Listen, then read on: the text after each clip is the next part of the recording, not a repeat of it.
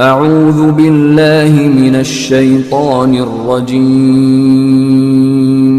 بسم اللہ الرحمن الرحیم۔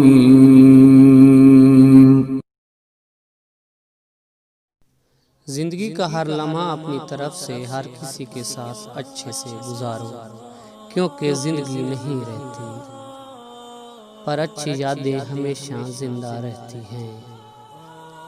میں نے زندگی میں ایک ہی بات سیکھی ہے کہ انسان کو کوئی چیز نہیں ہرا سکتی جب تک وہ خود ہار نہ مان لے۔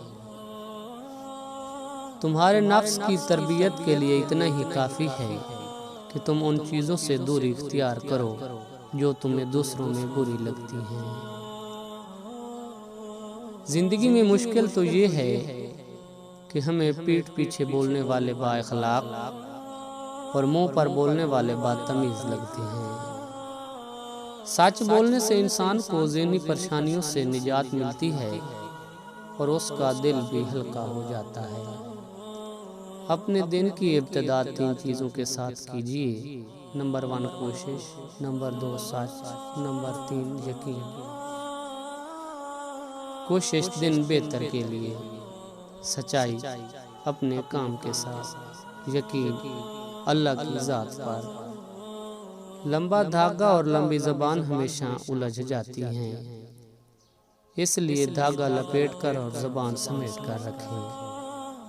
انسان ہمیشہ تکلیف میں ہی سیکھتا ہے، خوشی میں تو پچھلے سبق بھی بھول جاتا ہے۔ خاموش رہیں یا پھر اپنے الفاظ کو اس قابل بنائیں کہ وہ خاموشی توڑنے کے لائق ہو۔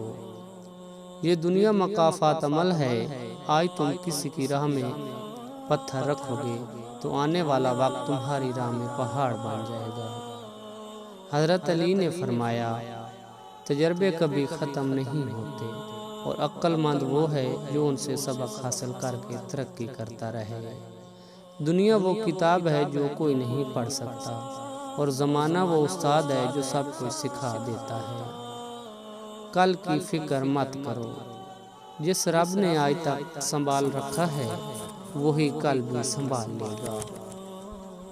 انسان کو اپنے بے بس ہونے کا اندازہ تب ہوتا ہے جب وہ کسی کو دیکھنے کے لیے ترس جاتا ہے۔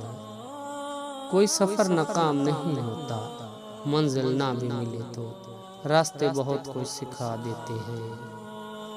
خود کا دوسروں کے ساتھ موازنہ نہ کرے، سورج ہو یا چاند اپنے اپنے وقت پر ہی چمکتے ہیں۔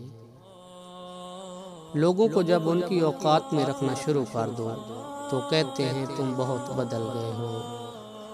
بعض اوقات ہم انہی لوگوں کے ہاتھوں اپنا مذاق بنواتے ہیں جن کو ہم کمزور لمحوں میں اپنی ذات کی سچائیاں سونپ دیتے ہیں۔ لوگ سال کو بدلتا دیکھ رہے ہیں، ہم نے سال بھر لوگوں کو بدلتے دیکھا ہے۔ جتنا زیادہ سوچو گے اتنا زیادہ اذیت میں رہو گے۔ یا تو اپنے آپ کو مضبوط کر لو یا مصروف کر لو۔